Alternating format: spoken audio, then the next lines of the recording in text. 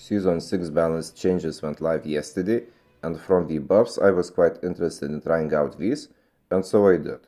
And first one is Razorback. It received a bit of a bullet spread accuracy buff, and I used it in some games, and the thing is that even though it had a good accuracy even before, now it is of course better, but at the same time it is a bit clumsy, like when I'm tracking enemies while shooting, or even just moving crosshair before even shooting, the overall movement is slightly different, like it is, like I said, clumsier compared to other weapons, and that means that you have to be very accurate with your aim to get the most from the buff and overall gun. And otherwise it is good, like I said, the range is really decent, especially for an SMG. It kind of feels like an assault rifle with better mobility and clumsiness.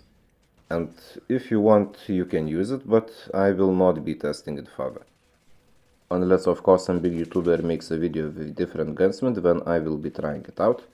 But the conclusion would be that the buff did not make it into the meta, and it's usable nonetheless, but just not significant enough. Next is the buffed HBR, and the buffs it received they are all to the damage, like the default damage and multipliers. And in this match at first I was using the Razorback, but enemies had sentry gun in this location and I have cold-blooded on my HBR loadout, so I made a switch.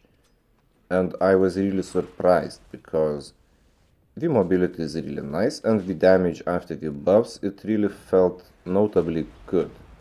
Like hipfire, ADSing, and as you were able to see at the start of this match, well, as the match was progressing, but we lost first few OBGs, and we were losing. And then after I switched to the HBR, we started getting better, and I carried the match to the victory.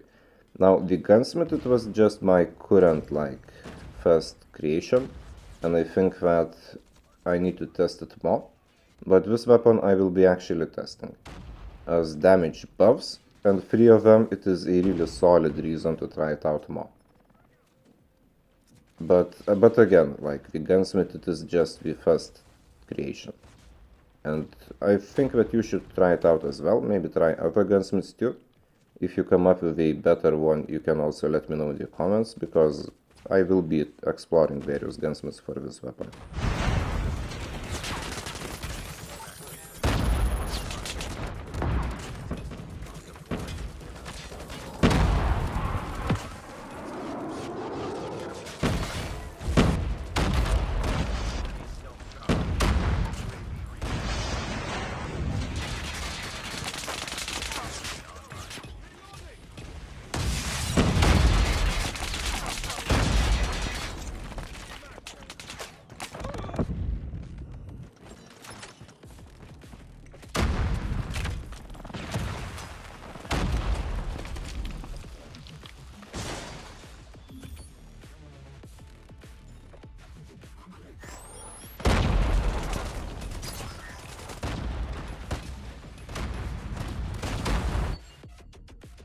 Moving on, KN44 received a buff to the lower arm multiplier and some recoil improvement. Now the lower arm multiplier buff, I just find them a bit silly, because it is like if you hit your enemy's left ball sack, then you will stun them temporarily or something. But it still improves the gun a little bit. And the recoil, it was a bit awkward before, now it is better. But at the same time, I'm not sure if the gun is really good like it is if the buff makes it to the meta. I think that XM4 is just better. But it is still nice that the KN44 received the buff, because we previously had recoil just made no sense compared to the newer weapons and the situation of the recoil that we have. And it is kind of usable, but the max size 38 bullets I'm using, because it has lesser reductions, it is just not that much compared to the XM4, for instance.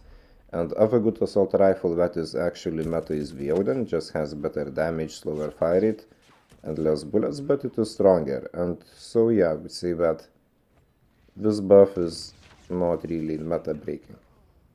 But it is gun improving, so if you want to use it, you can. Especially in like bigger maps. Do not use it in small maps.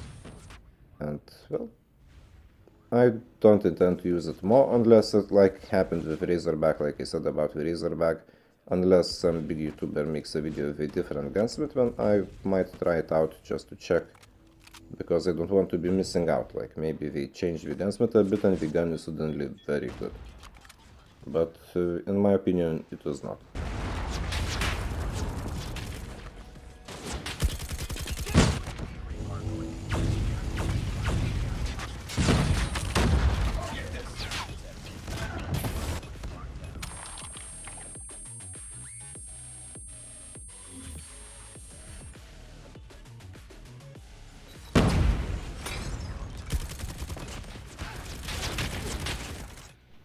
And finally the KN44 now. Here's where the things get interesting, because the IKM barrel after the buff it is kind of like a no stock mini, except it has lesser red zone, like the negative effects of it are not as bad as for the no stock. And another thing is that it also comes with a silencer, so it essentially replaces no stock and a silencer. But you do not get any range improvements if you use it. And so here I chose to couple it with the skeletal stock to still have good ADS time and ADS movement time, and not use the no stock, because I think that having them both it would be too much, like you do not need the extra mobility from having them both at the cost of worse bullet spread accuracy, because we both have it in the red zone. And another option that I'm curious to try is the stock, which improves the bullet spread accuracy and recoil and hit flinch at the cost of ADS movement, but I think that it could be good, because like I said, the IKM barrel is basically no stock mini, and so you can really pair it with the other stock and it should be giving pretty good results. And this build, it was just the test one, and I had wounding because that's what was used in champs a few years ago, I think like previous year or maybe 2 years ago, on Kilo and Grau. And the idea of wounding is just that if you do damage to the enemy and they don't die, then they don't regenerate their health, and your teammates or even you after they respawn, or maybe you just did not die but they like hit somewhere, then you can finish them off. And the gunsmith, of course, it's not the final one, much like with the HBR, but this weapon is also, it has potential to try different gunsmiths. And I will be doing that as well. So far the Kilo and the HBR I really like, and will be testing them further. Others from the weapons I showed, Razorback not really that good, KN44 as well. So these two I'm not too curious about. And also I play some games with the Vargo, but I need a better gunsmith because it was just awful.